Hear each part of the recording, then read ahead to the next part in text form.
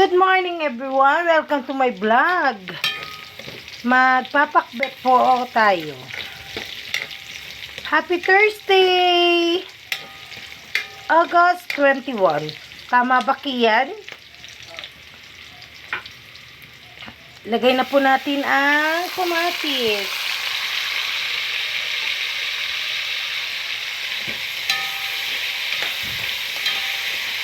Kamatis.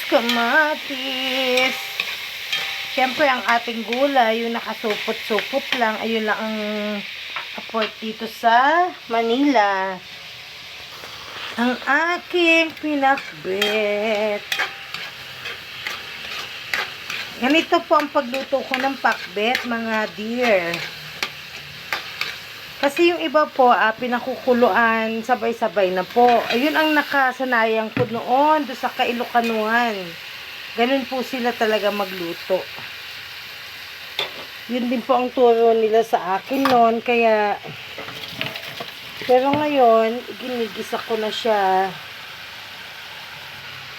Then, lalagyan ko ng konting sabaw.